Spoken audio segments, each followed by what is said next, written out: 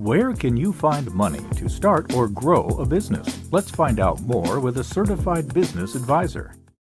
One of the more common questions that we get how do I finance my startup? It doesn't matter if you're in the beginning phases of your business or in a growth phase. You need money to ensure the success of your business. So where do you find the money for your startup? Money doesn't grow on trees, or does it? I'm a certified business advisor here at Western's SBDC, and over the next few minutes, I'd like to share with you the most common sources for funding your startup, you and the three F's. The first rule is invest in your own business. This is an answer you may not want to hear, but you are the first source of funding for your startup. Anyone who subsequently invests in your business will expect you to be invested as well. Not just invested through your hard work and effort, but they'll expect you to share the risk of a financial investment. So consider your investment kind of the roots or foundation of the money tree. Having a solid financial investment in your own business, as well as a proven track record with your business, will make you more attractive to other funding sources. So your investment could be in the form, and hopefully in the form, of equity. So that means basically you putting money into the business through personal savings, maybe a retirement account, other investments that you have in stocks or bonds. Or it can be investment through debt financing, which is, not as favorable, but credit cards, home equity loan, home equity line of credit. But we recommend you have 6 to 12 months of money saved to just launch and operate your new business. Or if you have another source of income, that will also help. If you have a spouse or a partner who you can rely on for the source of income while you give up yours. But you need to have an emergency fund to support your household for at least 6 months of expenses. So besides your own personal investment, another avenue is family and friends. Those are really the major funding source for entrepreneurs and startups is family and friends. So family and friends may give you favorable loans on favorable terms on your loan, such as a lower interest rate, the other advantage is the interest is paid directly to your family member and benefiting them rather than an unrelated third party such as a bank. It may be you might be able to negotiate a more flexible loan, maybe longer term than you could traditionally get from a bank. You may be able to renegotiate terms if you need a longer period of time to pay it off. Because, those people who believe in us, our family and friends, also more often need the least amount of information to look at our business plan to see if it's going to work. So don't ask for more than they can afford to lose. Things that are kind of negative about borrowing from family are, it's important to weigh, potential risks of strained relationships, for example, due to maybe unfortunate outcomes to your business. It may affect the relationships, such as, change power dynamics. And when borrowing from family, it's often a less formal agreement. So I'd encourage you to have a more formal agreement because that lack of clarity can cause some stress or some relationship sort of issues if the terms of the loan are not well defined. So besides family and friends, fools is the third F. It's kind of a derogatory term for sure, but it kind of refers to the fact that startups have a really high rate of failure. So 45 to 50% of business startups fail within the first 5 years.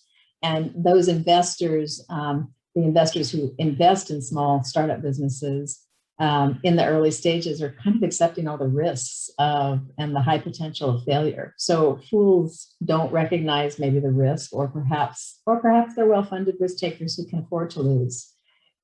Obviously the pros are finding someone who's excited about your product as you are and is willing to take that risk on your great idea. You can convince them these are people who like to see someone who's passionate and convincing about an idea, and maybe they'll even, they'll join you in that passion by investing in you. However, they are likely to think that there's going to be a high probability of getting their money back and getting paid interest, unless, of course, you're clear with them about the potential risks, or unless they really understand the risks. So if the terms aren't clear with them and they don't understand the risk, they may expect their money back unexpectedly. They'll have a need for it and they'll ask you for it back, or they won't understand why the funds are gone or why it can't be paid back when they want it. So be very clear about the terms when you are borrowing from anyone.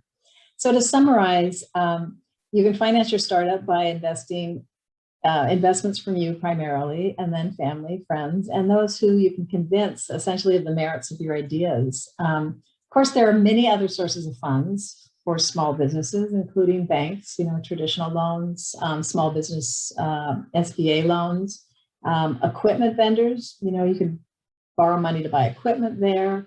There's crowdfunding, grants and subsidies, angel investors. So we'll likely describe these options in subsequent videos, but let me say something about two sources that we receive a lot of questions about from startups, just as a little bonus here. So crowdfunding and grants and subsidies. So I'm just going to talk about reward-based crowdfunding, or what's also considered non-equity crowdfunding. So in this situation, you pose an idea, a funding goal, and a time limit. And for example, maybe you're getting, you need initial funding to meet a minimum order quantity that you must have before you can get your product manufactured. So you agree to send all investors some sort of perk, or maybe an early version of that product. And the crowdfunding sites typically require you to gather 100% of your funding goal before getting any of the pledged money. So there's limited financial risk. You are only charged fees when the project is actually funded. And the process of listing your product can actually provide you with a lot of benefits. It can provide, product validation, how many people actually try to fund your product, how excited is the market about your product, gives you some marketing exposure.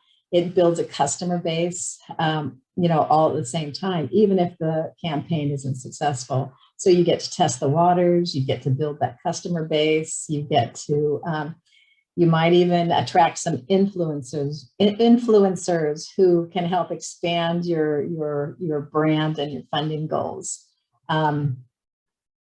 So the other thing is, hopefully you can get media exposure. If your idea is cool enough, you might generate some press or media splashes. So those are all the pros. There are some downsides to it. Posting your product idea could invite copycats and competitors before you've even launched.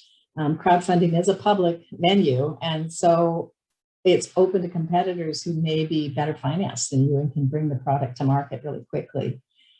It also takes time. Even though there's not a financial outlay, it takes time to find out which platform that works best for your product, and it takes a fair amount of work. So you've got to invest time in the process of presenting that product, and depending on your funding goals, you may need to create sort of a high quality pitch video demonstrating what you're offering. And, obviously it could pay off very well if you have a popular product. So the final funding source I'm going to talk about are grants and subsidies. Business grants are kind of analogous to scholarships for adults. They're rare. And if you find one, you'll need to convince the grant issuer that you'll put the funds to good use, and that you're more deserving than the many competitor applicants that might be out there for that grant. There are many types of grants, both public and private.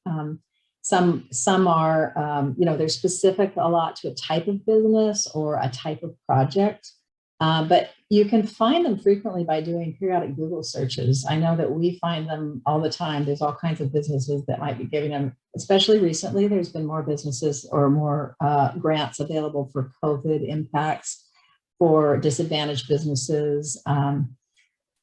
Specifically, they're usually specific though for grants, for businesses that are involved in really innovative product development like green technology, or maybe are disadvantaged businesses in economically challenged areas. So I've just covered the most common sources of funding for startups, family, friends, schools, and then provided just a brief summary of two other sources of funding for startups, the reward-based crowdfunding and grants. So thanks for joining me. I'm with Western Washington University Small Business Development Center. We partner with city, county, and port authority leaders, local businesses, advocacy associations, which allows us to provide no-cost advising services to you at all stages of your business. So from startups to succession planning, we're here to help. Thank you.